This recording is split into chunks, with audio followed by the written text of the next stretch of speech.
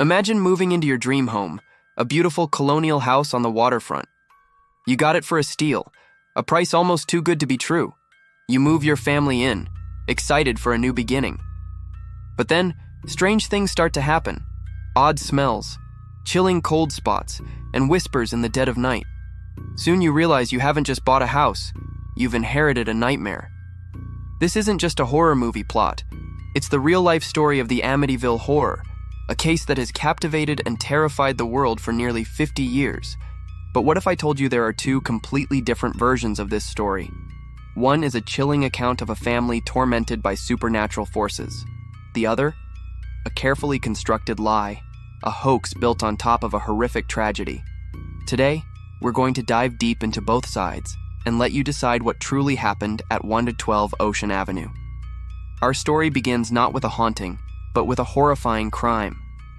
On November 13, 1974, in the quiet, sleepy town of Amityville, New York, a dark event unfolded that would forever stain the house at 112 Ocean Avenue. In the early hours of the morning, 23-year-old Ronald Butch DeFeo Jr. took a high-powered rifle and systematically murdered his entire family as they slept. His parents, Ronald Sr. and Louise, and his 4 younger siblings, Dawn, Allison, Mark, and John Matthew. All 6 victims were found in their beds, shot to death. When police arrived, the scene was eerily quiet. Later, investigators would be puzzled by how no one in the house seemed to be woken by the loud rifle shots, and no neighbors reported hearing anything. DeFeo's story changed multiple times. At first, he claimed a mob hitman was responsible, but eventually he confessed, telling detectives, "Once I started, I just couldn't stop."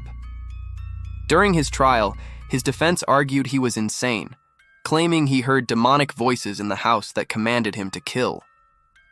The jury didn't buy it. He was convicted of 6 counts of second-degree murder and sentenced to 6 consecutive life sentences. The crime was shocking, brutal, and left a dark cloud over the community. The house on Ocean Avenue sat empty, a grim monument to the tragedy that occurred within its walls. Just over a year later, in December 1975, the Lutz family, George, Kathy, and her 3 children from a previous marriage, saw the house as a golden opportunity. Despite knowing its gruesome history, the low price was too good to pass up. They bought the house and most of the DeFeo family's furniture, hoping to build a new life there.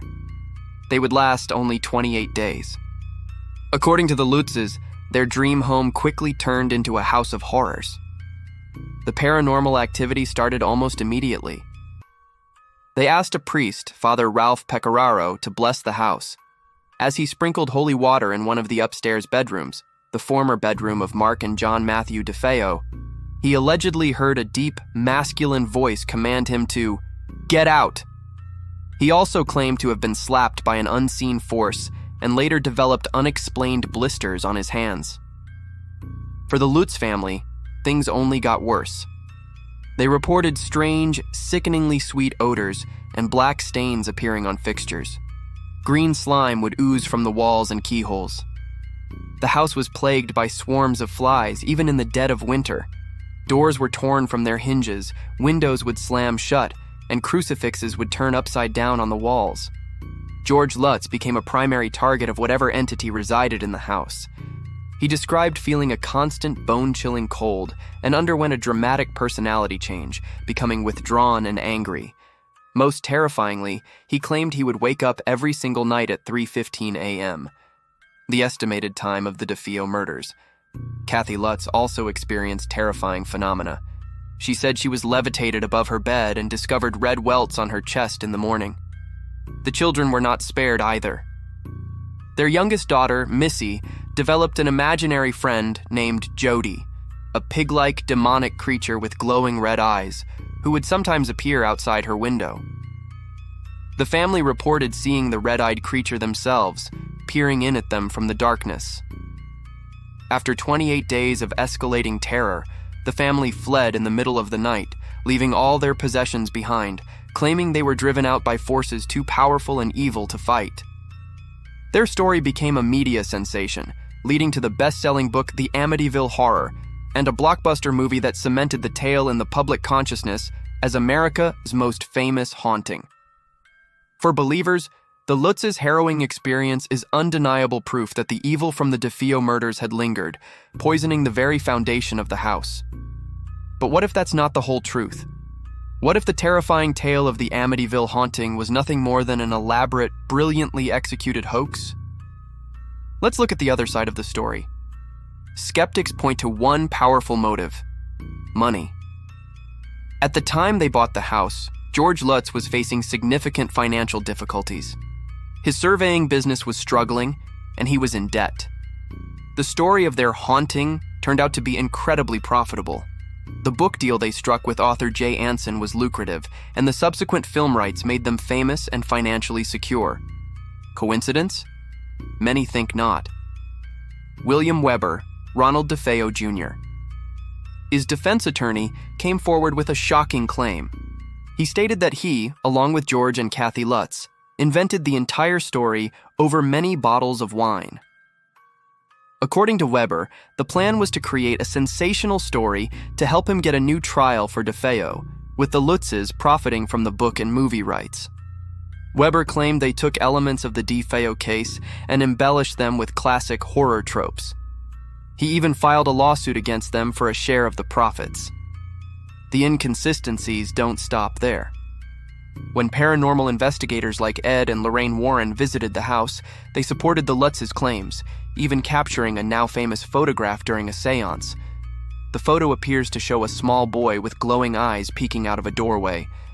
Believers say this is the ghost of one of the murdered DeFeo children.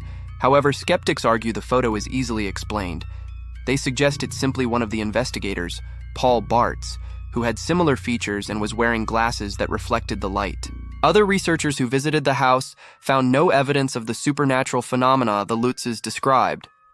There was no green slime, no structural damage like doors being torn from hinges. In fact, subsequent owners of the house, who have lived there for years, have reported no paranormal activity whatsoever. Even the priest's story came into question. Father Pecoraro later admitted in an affidavit that his involvement was sensationalized. While he did speak with the Lutzes on the phone, he stated he never actually set foot inside the house or heard a demonic voice. This directly contradicts one of the most foundational claims of the Amityville haunting. So, where does this leave us? On one hand, we have the terrifying, detailed account of a family who endured 28 days of hell. We have the unexplained detail of the DeFeo murders, where a loud rifle failed to wake anyone in the house or the neighborhood, leading some to speculate if a supernatural influence was at play. We have that chilling photograph of the ghost boy, which continues to baffle experts. Could the evil from that night have been so profound that it left a permanent spiritual scar on the property, an entity that waits for its next victims? Or, on the other hand, do we have a mountain of evidence pointing to a calculated deception?